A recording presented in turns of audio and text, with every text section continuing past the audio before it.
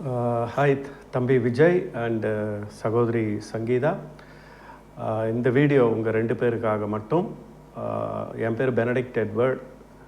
இப்போ பெங்களூரில் ஒரு இன்டர்நேஷ்னல் ஸ்கூலில் ஒர்க் பண்ணிகிட்ருக்கிறேன். கடந்த 38 வருஷமாக பல நாடுகளில் பல பொசிஷனில் ஒர்க் பண்ணியிருக்கிறேன். இந்த கடந்த பல வருஷங்களாக தமிழ்நாட்டினுடைய நிலைமையை பார்த்து இந்த தமிழ்நாடு இன்னும் கொஞ்சம் முன்னேறாதா, வளராதா, ஊழல், லஞ்சம், அநீதி, நல்ல ஒரு மருத்துவமனைகள், பள்ளிக்கூடங்கள், விலைவாசி கட்டுப்பாடு, வேலை வாய்ப்புகள் இதெல்லாம் வராதான்னு ரொம்ப ஏக்கமாக எதிர்பார்த்துட்ருக்கிற ஒரு சாதாரண ஒரு சிட்டிசன், இந்தியன் சிட்டிசன் நான். ஸோ இத்தனை வருஷங்களாக இந்த இரண்டு கட்சிகளை ஆட்சியினுடைய பார்த்து வந்துட்டுருக்கிறேன். I don't want to comment on that. So but I am not satisfied with their performance.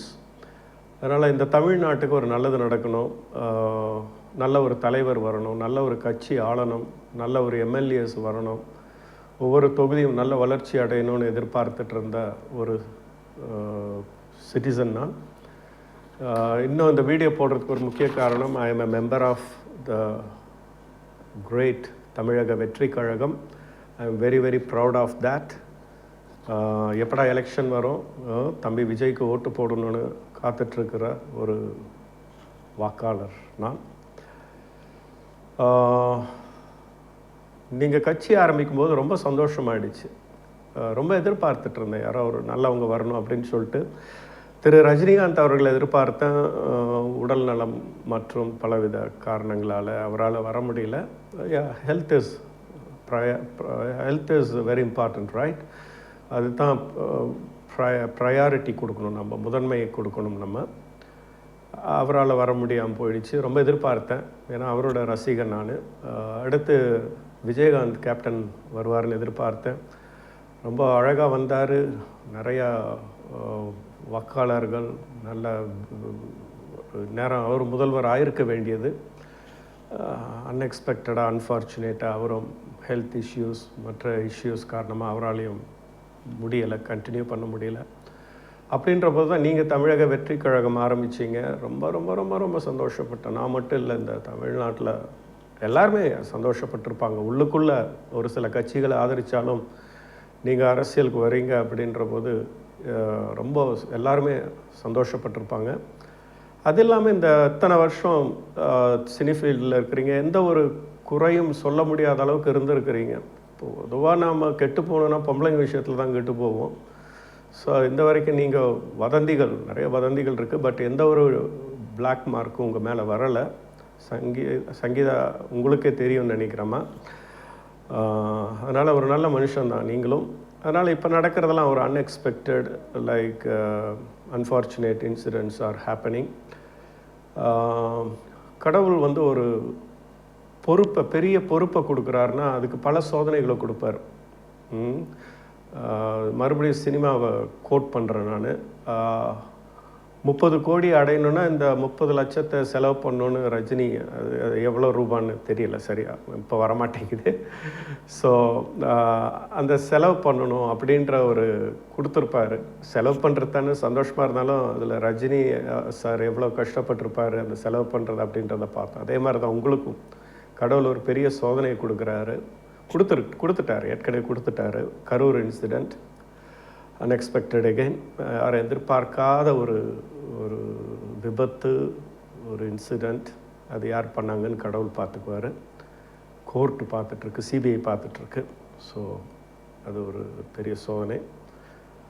அதுக்கு அடுத்து அந்த ரெண்டாவது பெரிய சோதனை, மிகப்பெரிய சோதனை, அந்த விவாகரத்து issue, miss understanding with Sangeetha. நான் உங்களுக்கு நீங்கள் கல்யாணத்தப்ப கொடுத்த வாக்குறுதியை, கடவுள் முன்னிலையில், குருவானவர் முன்னிலையில் நீங்கள் கொடுத்த வாக்குறுதியை நான் நினைவுபடுத்த விரும்புகிறேன். ஒரே உடலாக இருப்பீர்கள் என்று வாக்கு கொடுத்துருக்கீங்க. கடவுள் இணைத்ததை மனிதன் பிரிக்காதிருக்கட்டும். அதனால் இது கடவுளாக இணைச்சி வச்சது. உங்களுக்கு 2 பேருக்குமே ரைட்ஸ் கிடையாது பிரிக்கிறதுக்கு. So it's my humble request, அவ்வளோதான். என்னுடைய ரிக்வெஸ்ட் மட்டும் இல்லை, கோடானு கோடி மக்களினுடைய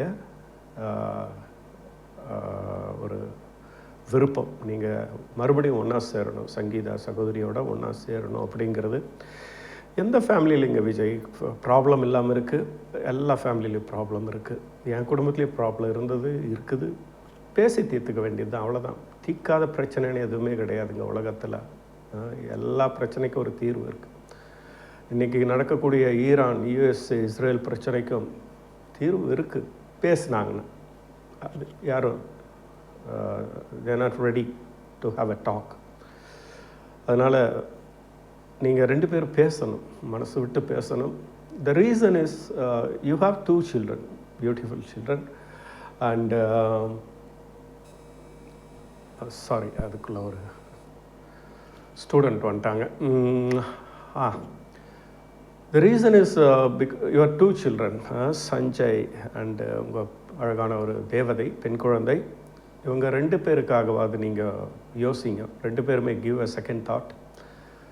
ஏன்னா இது நீங்கள் விரும்பி பெற்றுக்கிட்டாலும் இது கடவுள் கொடுத்த ஒரு ஆசீர்வாதம். 2 பேருமே ஆசீர்வாதங்கள்.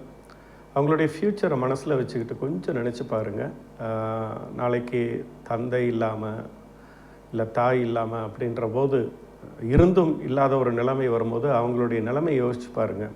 எவ்வளவு அவமானங்களை சந்திக்கணும் வெளியில். பார்க்குறவங்கெல்லாம் ஒரு பரிதாபப்படுவாங்க, ஒரு சிலர் பரிதாபப்படுவாங்க, ஒரு சிலர் கேலி பண்ணுவாங்க. So the society is like that. So நீங்கள் அவங்களுக்காகவும் கொஞ்சம் யோசித்து பாருங்கள். ஒருவேளை எல்லாம் டீல் பண்ணி கடைசியில் விவாகரத்து தான் ஒரே வழி அப்படின்னு முடிவு பண்ணிங்கன்னா, அது I don't know how to say that. அது எனக்கு பிடிக்காது, எனக்கு பிடிக்கல, கடவுளுக்கும் பிடிக்காது, யாருக்குமே பிடிக்காதுன்னு நினைக்கிறேன். இல்லை நீங்கள் அப்படியே விவாகரத்து பண்ணி தான் ஆகணுன்னா அது ஒரு நல்ல வழியில் நீங்கள் பண்ணியிருக்கலாம். பேசி சுமூகமாக நல்ல வழியில் வெளியே வரலாம், ஒரு வெளியில் வரலாம். நீங்கள் சமீபத்தில் வந்த ஒரு நடிகையோட வெளியே வந்தது ஐ நெவர் எக்ஸ்பெக்டட். அண்டு நம்ம டிவிகே உறுப்பினர்களோ ரசிகர்களோ ஏன் தமிழ்நாடு மக்கள், இந்திய மக்கள், உலக மக்கள் யாருமே எதிர்பார்க்காத ஒரு ஷாக். என்னால் ஏற்றுக்க முடியாதுங்க விஜய், ஐம் சாரி, என்னால் ஏற்றுக்க முடியல. இந்த மாதிரி நீங்கள் ஒரு கட்சி ஆரம்பிக்கிறது, அதுவும் ஒரு இப்போ இருக்கிற இந்த நிலைமையில் எவ்வளோ பிரச்சனைகள் போயிட்டுருக்கு. இந்த நிலைமையில் எப்படி நீங்கள் அந்த நடிகையோட வெளியே வந்தீங்க? Whatever she is your friend or உங்கள் ஃப்யூச்சர் பிளா பிளா பிளா, அது அன்றைக்கி வந்தது ரொம்ப தப்பு. ஒரு மனைவியாக அவங்களுக்கு எவ்வளோ மனசு வேதனைப்பட்டிருக்குன்னு அவங்க நிலமையில இருந்து யோசித்து பார்த்திங்கன்னா உங்களுக்கு தெரியும். So I was completely shocked. என் பொண்ணு தான் எனக்கு முதல்ல அனுப்பிச்சிருந்தேன் அந்த நியூஸை. அனுப்பிச்சு நான் நம்பவே இல்லை. அப்படியே என்னவோ ஏதோ ஒரு சாவு செய்தி வந்த குடும்பத்தில் யாராவது இறந்து போயிட்டாங்கன்னா எப்படி ஃபீல் பண்ணுமோ அந்த மாதிரி ஒரு ஃபீல் எனக்கு ஆச்சு.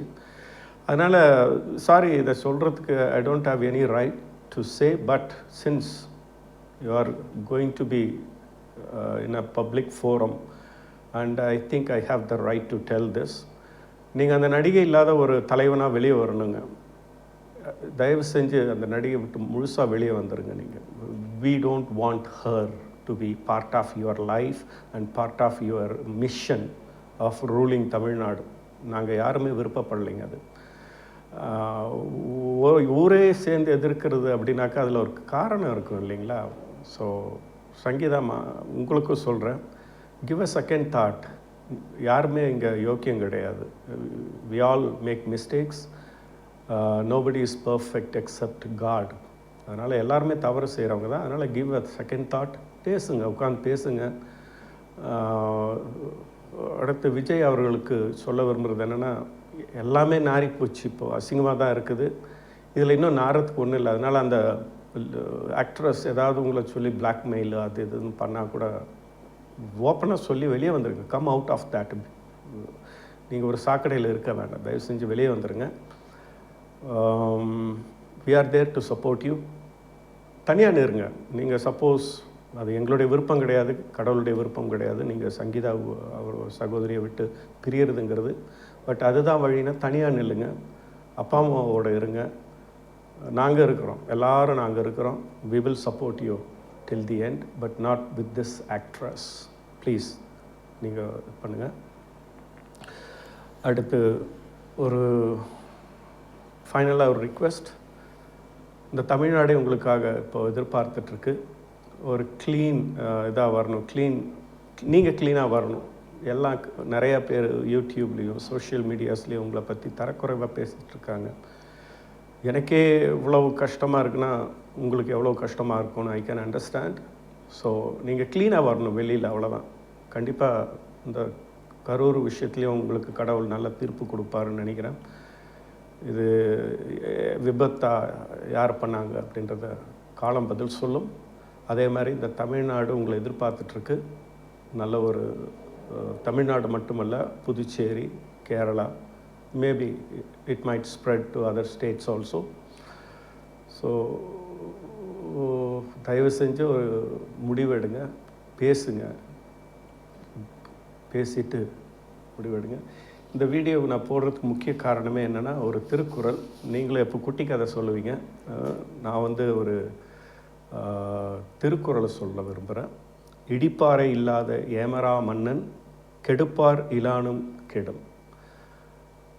ஆளக்கூடிய ஒரு அரசனுக்கு வெறும் ஜால்ரா போடுறவங்க மட்டும் இருந்தால் பத்தாது, அவர் செய்யக்கூடிய தவறுகளை சுட்டி காட்டக்கூடிய அமைச்சர்களும் இருக்கணும், குடிமக்களும் இருக்கணும். அப்போ தான் அவனுடைய ஆட்சி, அரசனுடைய ஆட்சி மிக சிறந்த ஆட்சியாக இருக்கும். அதே போல தான் இது தவறா என்னன்னு, தவறு தான், இது தவறு தான். அதனால் அந்த ஒரு திருக்குறளை மனசில் வச்சு தான் நீங்கள் என்னுடைய தலைவனை ஆட்சி செய்யணும்னு நான் விருப்பப்படும் பொழுது நீங்கள் எப்படி இருக்கணும் அப்படின்றத சொல்கிறதுக்கும் எங்களுக்கும் எனக்கும் உரிமை இருக்குது. நீங்கள் தவறு செய்யும் பட்சத்தில் அதை சுட்டி காட்டுறதுக்கும் எனக்கும் ஒரு உரிமை இருக்குது. அந்த ஒரு உரிமையில் தான் நான் இது பேசியிருக்கிறேன். மற்றபடி உங்களை பர்சனலாக ஹர்ட் பண்ணணும், சகோதரி சங்கீதாவையும் ஹர்ட் பண்ணணும் அப்படிங்கிற எந்த இதுவுமே கிடையாது. நீங்கள் 4 பேரும் மறுபடியும் ஒன்றா சேர்ந்து வாழணும். நீங்கள், சகோதரி சங்கீதா மற்றும் 2 பிள்ளைகள், நீங்கள் எல்லாருமே ஒன்றா சேர்ந்து ஒரே குடும்பமாக வாழணும். குடும்பத்தை ஆளுங்க, இந்த தமிழ்நாட்டையும் ஆளுங்க. வணங்கி வரவேற்கிறேன். தப்பு இருந்தால் மன்னிச்சிருங்க. தேங்க்யூ.